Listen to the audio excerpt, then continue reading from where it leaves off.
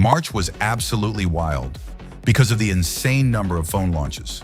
From nothing to Xiaomi, Poco to Samsung, every brand went all out, pushing their limits to showcase their best. But hold on, because April is about to be even more exciting. We're going to see some budget-friendly options, some ridiculously slim devices, and even a few surprises that no one saw coming. So without wasting any time, let's dive right in. The first major launch is Samsung's S25 Edge, arriving on April 16th. It was first shown alongside the S25 Ultra and later displayed at MWC, but no one could actually try it. Now it's finally ready to be held. This phone is rumored to be incredibly slim at just 5.84 millimeters and weigh only 162 grams. But don't be fooled by its lightweight design. It's a proper flagship featuring the powerful Snapdragon 8 Elite, a 6.7-inch QHD display, and One UI 7 based on Android 15. The dual camera system includes the same primary sensor as the Ultra model. However, it won't have a silicon carbon battery, so the capacity remains 4,000 milliamp hours with 25 watts wired charging, wireless charging, and reverse wireless charging. Pricing is still unknown, but what are your thoughts? Let me know in the comments. Next, we have Motorola. After a quiet start to 2025, Moto is now picking up speed. Their first release will be the Moto Edge 60 Fusion. Why the name? Simple.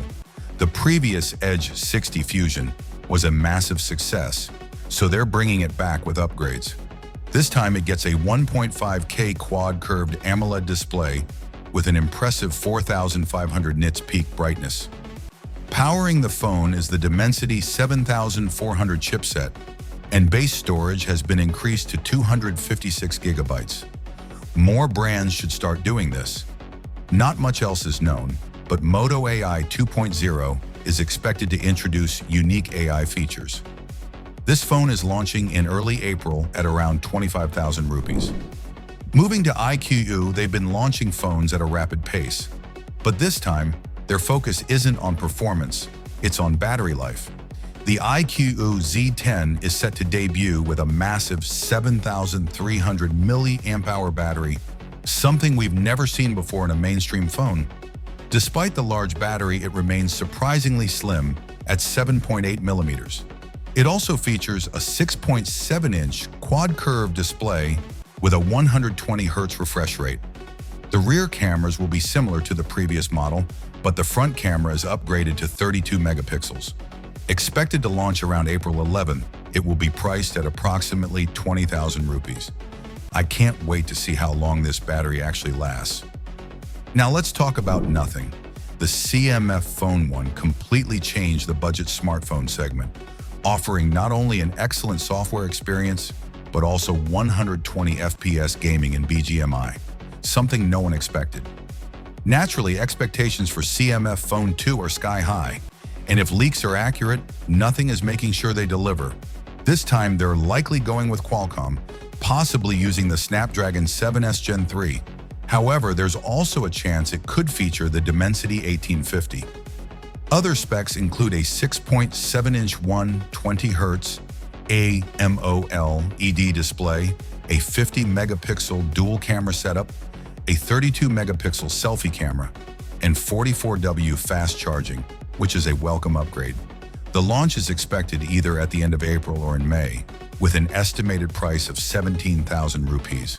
Vivo is also making moves in April with two new releases, the Vivo V50e and Vivo T4. The V50e will be a camera-focused phone, while the T4 will be built for performance. While details are limited, the V50e is expected to keep its previous camera setup, but get a refreshed design, similar to the Vivo S20 in China. The T4, on the other hand, will be powered by the Snapdragon 7S Gen 3 and will switch to a quad-curved display with slimmer bezels. The rear camera setup will remain the same, but the selfie camera will be upgraded to 32 megapixels. Essentially, the Vivo T4 is a rebranded version of the IQU Z10, meaning most of its specs will be identical. Now, there are two more exciting phones on the horizon, but unfortunately, they won't be launching in April. The Poco F7 is expected to arrive in May, while the OnePlus 13 Mini could launch in May or even June. We'll have to wait and see. These are the devices I'm most excited about, and I'll be covering all of them in upcoming videos. If you don't want to miss out, make sure to subscribe, hit the like button, and stay tuned. Thanks for watching, and I'll catch you in the next video.